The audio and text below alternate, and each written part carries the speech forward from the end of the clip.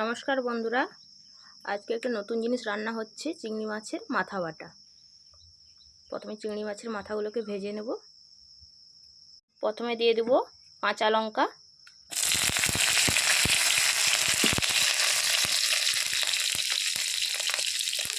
এরপরে দিয়ে দেবো গোটা রসুন।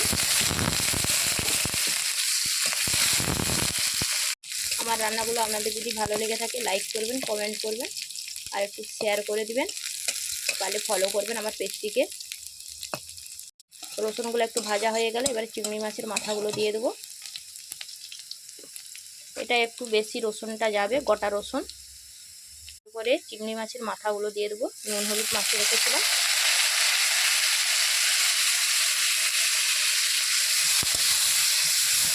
এটাকে ভালোভাবে ভেজে নিতে হবে।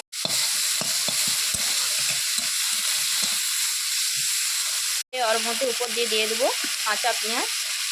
এটাকে আস্তে করে ভেজে নিতে হবে।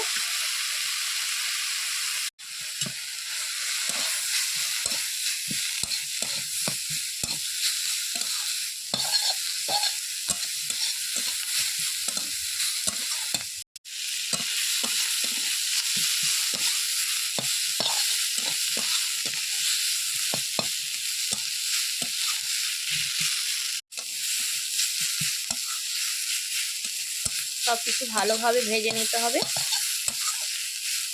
আমার প্রায় ভাজা হয়ে এসেছে।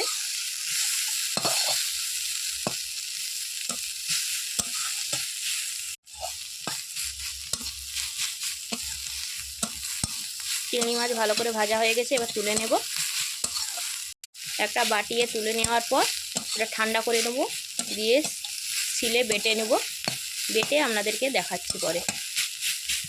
চিংড়ি মাছের মাথাটাকে বেটে নিয়েছি, কেমন হয়েছে জানাবেন বন্ধুরা। আমি দ্বিতীয়বার এটা বানানো। আজকে কোনো কালো জিরে দেইনি, কালো জিরে দিলে টেস্টটা অন্যরকম হয়ে যায়। ভালো লাগলে একটু লাইক করবেন, কমেন্ট করবেন, আমার পেজটিকে ফলো করে দিবেন।